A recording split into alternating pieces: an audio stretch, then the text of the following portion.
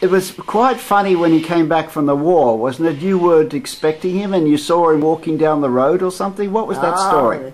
No, that was when they came back on leave from New Guinea. Yes.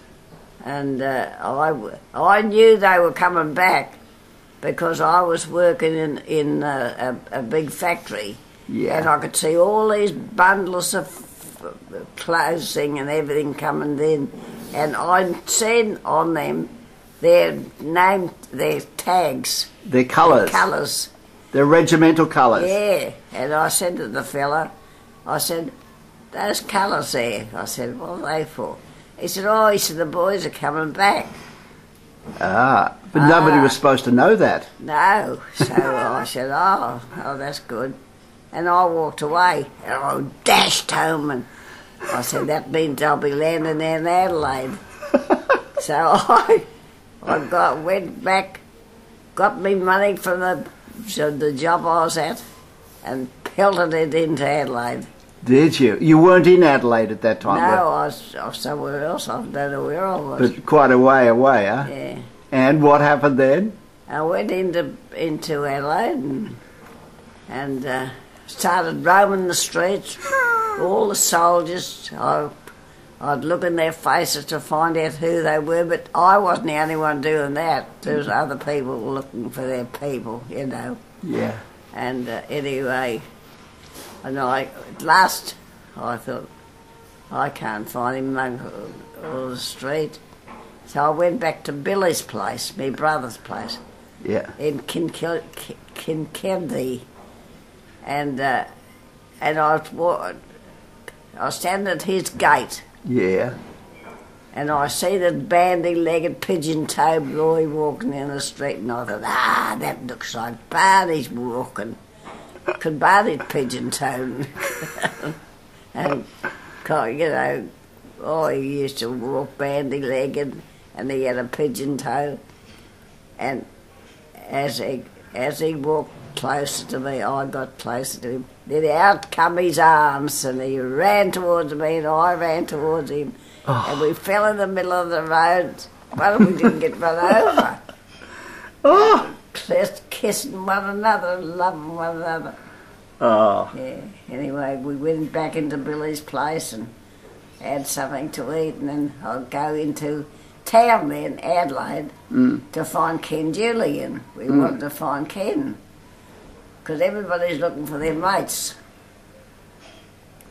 And anyway, we goes into Adelaide, and we're asking everybody if they seen Ken Julian. Nobody's seen Ken Julian. Barney was starting to get worried, and I was starting to get worried over Barney, what way was going on, everything. And then we just come out of a pub, and a door opened, nearly knocked me over, and I turned around to abuse the bloke who did it, and it was Ken, the bloke we was looking for. Really? I said to Barney, there's Ken. Anyway, when they got back to Wavell, they were told they had to do a march through the streets of Adelaide. Oh. With their full regalia, guns and everything. Yeah. And Barney told me, and I, because I'd never far from him after that. No. Oh, anyway, I said, all right, where are you going to march? I said, down King William Street. I said, good. And I said, righto, do you want anything? They said, oh, we wish you had some beer. So anyway, I went back to the hotel, the place where I was working, and I told the matron, and she gave me, how much was it? She gave me $10, I think it was. £10, probably. Yeah, £10, that's right. She said, you go and buy some beer. And I said, yes, no, I'll put the same amount.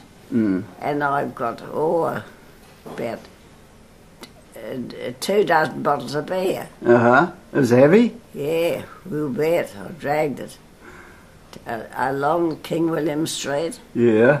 Until I got to the big statue there. And I sat and waited. And then I heard the band play, and I knew they were coming. And then down the street, down came all the soldiers. Oh, they looked beautiful.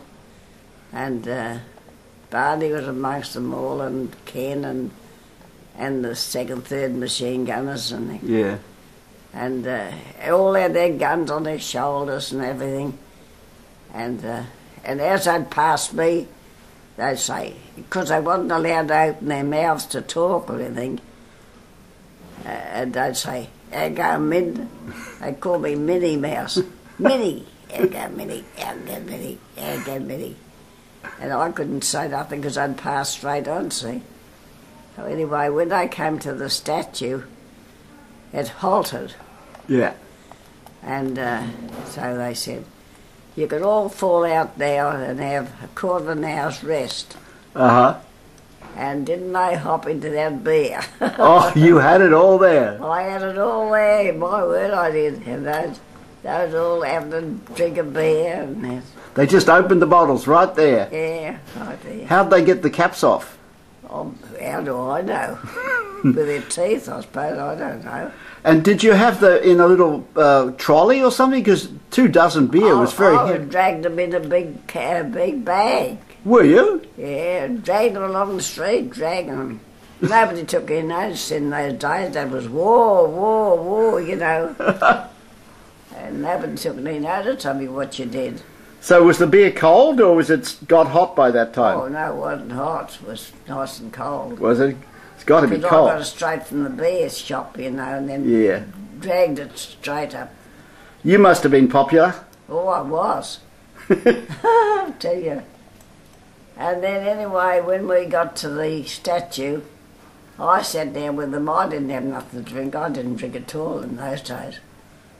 And then the boys all had a drink, and oh, there was a lot of them, but some of them only had half a glass of beer, but they all had a little drink. Yeah. And anyway, when the time to come, the bugle blew, and they had to get into line.